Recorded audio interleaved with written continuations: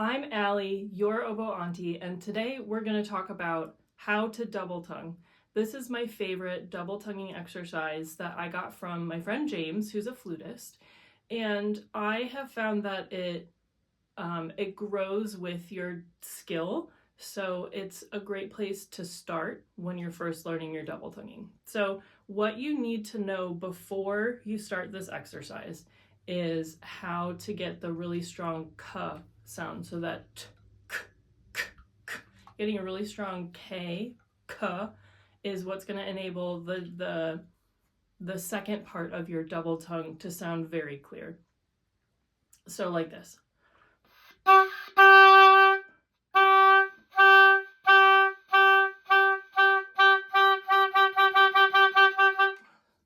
Okay, that was a series of k sounds, right? And then when you combine it with the ta, the t, k, t, k. Now, if you're doing double tonguing correctly, you may hear a little k, like click in your head, that the click of the K in your mouth resonating in your head cavity, and that's perfectly appropriate. That's what I aim for at first, to make sure that everything is really crystal clear, and then I encourage you not to let that get distracting as you keep working on it. So here is the exercise.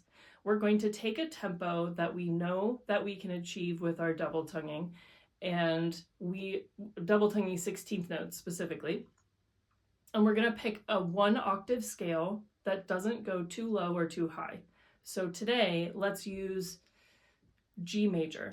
With our trusty metronome, we're going to set the metronome at a tempo, again, that you know that you can do. For me, my low end of my comfort zone is about 120, and I think this is actually where I started this exercise when I first started teaching myself double tonguing.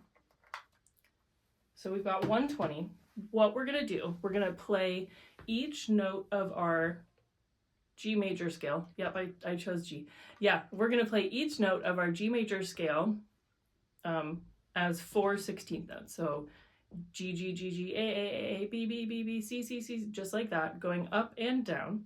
We're going to add the 9th above, and then we'll come back to step 2. So here's step 1. And each one, remember, because it's 16th notes, is tucka tucka tucka tucka ta, right? So tucka tucka tucka tucka tucka tucka tucka tucka ta, so on and so forth.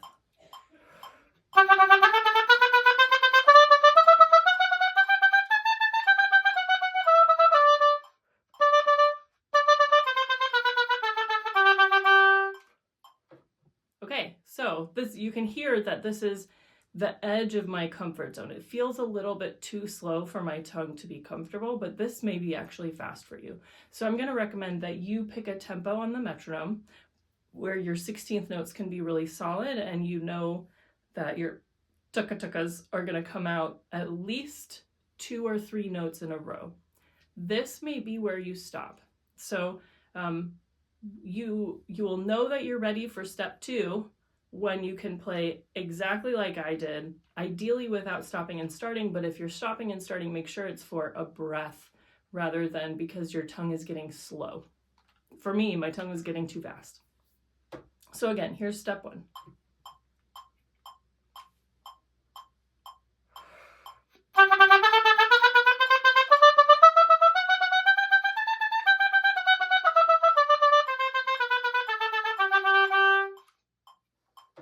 Cool.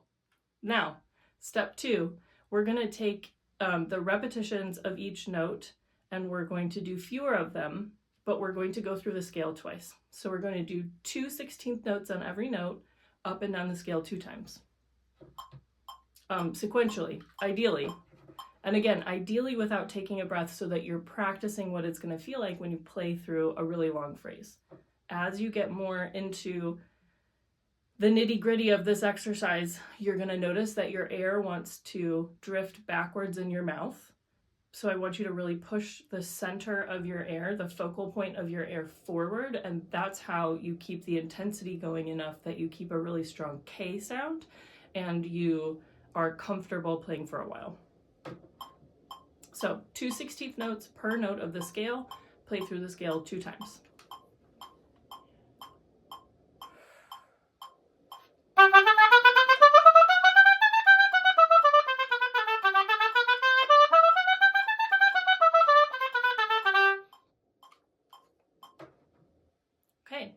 simple so far.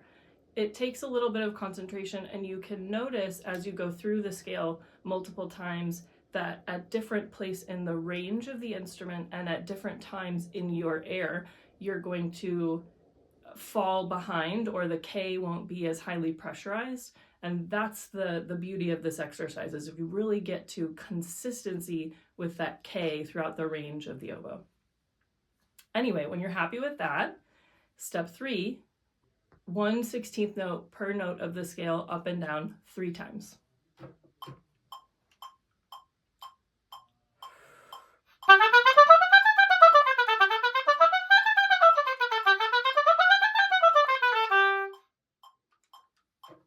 Okay, and as I played it, you notice that my sense of time was drifting a little bit. My tongue, again, is trying to get in front of my fingers, so it gets a little bit unsynced. So this is a cool, it's a good exercise for everyone, regardless of where you are in your double tonguing journey, because it helps you hone that consistency and the precision of getting really tucka throughout a scale and making sure your fingers follow that.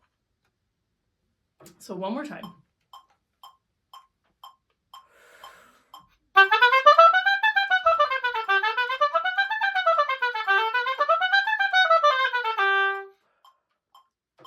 And again, you can hear that my c's are not always consistent. So that's something in my practice that I'm always working on, is to get the k really consistent. Again, pushing the air pocket forward in my mouth, making sure my focal point is very forward in the mouth so that I can get a really good, again, pressure behind the tongue to make that K. So like pressurizing behind where the tongue is hitting the roof of the mouth. Yeah, so there's your exercise for expanding your double tonguing comfort zone. Again, if 120 is too fast for you at first, if it needs to go pretty slow, go pretty slow.